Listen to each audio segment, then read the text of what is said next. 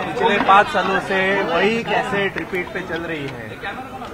जो लोगों ने आदित्य ठाकरे जी पर ये आरोप लगाए हैं, उसमें से बहुत सारे लोग रिपब्लिक चैनल जैसे जो सिर्फ एक एजेंडा चलाते हैं।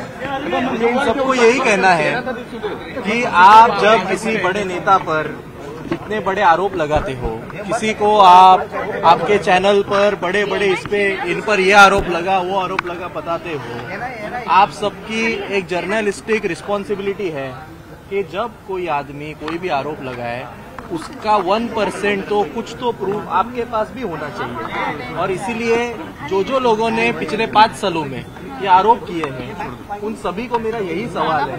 आरोप करना तो बहुत इजी होता है, कल मैं भी बोल सकता हूँ आपके जो एडिटर है उनकी पत्नी उनको रोज रात को मारती है, कुछ मतलब है इस बात का? 1 मिनट मेरे को खत्म करने दो। इसीलिए मेरा यही सवाल है कि सिर्फ आरोप लगाने से, सनसनी फैलाने से कुछ नहीं होगा। 5 साल से चल रहा है। हमारी सत्ता जाने के बाद जब नई सरकार आई, उस नई सरकार ने इस पूरे मामले में एसआईटी स्थापन की। आज एसआईटी स्थापन होकर भी 2 साल हो गए, उसका भी कुछ रिपोर्ट नहीं आया है। और इसीलिए वही च्युइंगम बार चबा के हमारे नेता को बदनाम करने की कोशिश है। अभी अधिवेशन का काल है, उनको पता है आदित्य जी ठाकरे ये अकेले, भले ही हमारे नंबर्स कम हो, ये अकेले तीनों पार्टियों को उनकी जहां पर गलती है उस पर वो उंगली उठा रहे हैं, बराबर कॉर्नर कर रहे हैं। एक मंत्री ने इसी अधिवेशन में मतलब सरकार स्थापन हुई नहीं और उन्होंने इस्तीफा भी दे दिया है। कई मंत्रियों पर आरोप लग रहे हैं, हमारे लीडर है वो, इसलिए उस पर आरोप लग रहे हैं। सर क्या बात है?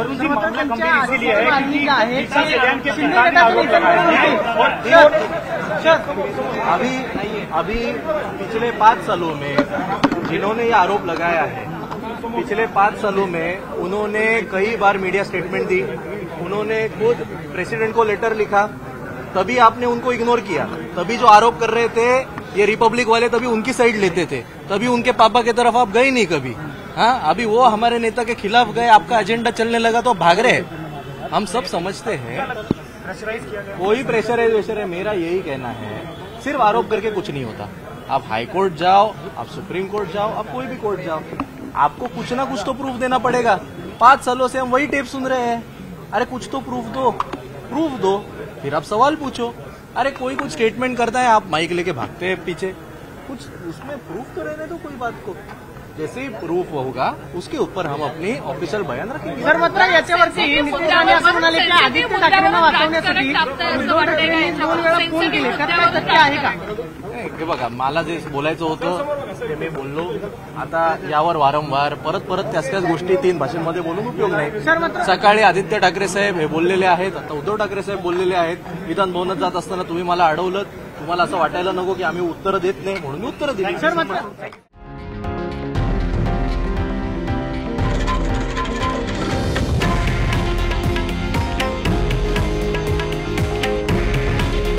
हे आहे देशातील नंबर 1 न्यूज नेटवर्क आणि आपण पाहत आहात TV9 मराठी।